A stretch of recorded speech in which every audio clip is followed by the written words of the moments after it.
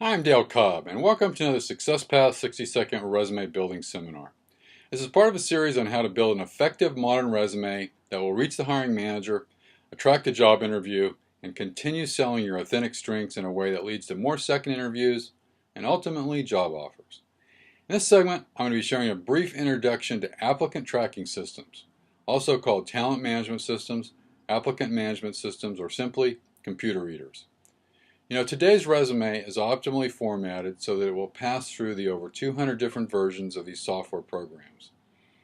Most do-it-yourself resume writers, many career service professionals, and even a few professional resume writers are making huge errors that cost jobs. In 1995, fewer than 300 companies, all major corporations, used applicant tracking software systems to store, organize, and search resumes.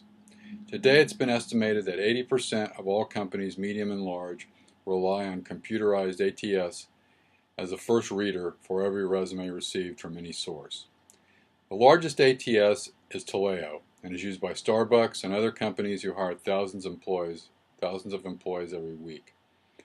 For many candidates, the ATS is the only reader, meaning an estimated 75% of the resumes in any company database are never seen by a human recruiter or hiring manager because they simply don't meet the employer's programmed-in computer criteria for the posted position.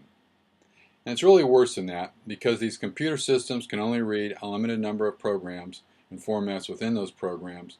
Many resumes of perfectly qualified candidates never get read by the computer either. In fact, they're just tossed out of the system. Sprinkled through our videos are references to these computer readers or ATS systems. We assume that you may occasionally want to apply to a posted opening with a company that uses one. As a result, all our resume building advice is geared toward getting your resume through a system. I've personally spent hundreds of hours poring over the advice of dozens of experts, much of it contradicting, but worked hard to come up with the truth. And I feel absolutely confident that our resume advice on this subject is really accurate. And I want to send out a big thank you to Louise Kurzmark, Wendy Luinolo at the Resume Writing Academy, and a huge thank you to Robin Slinger, who's my current favorite go-to person for up-to-date, accurate information on this subject. I've found nearly 100 nuances of resume writing that should be considered if you want to ensure your document will pass safely through the system and have a chance to be read by a human being. It's sprinkled through all these recordings at the appropriate places.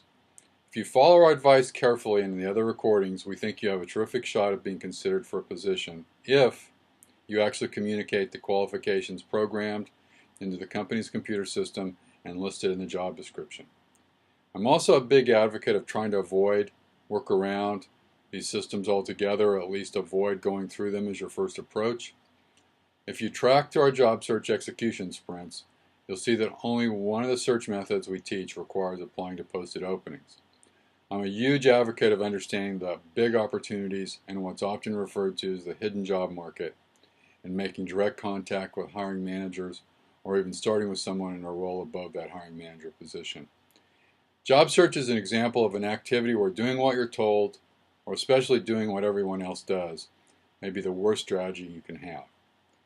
In any case, I believe you're going to benefit from having a resume that's easily read by both computers and human beings.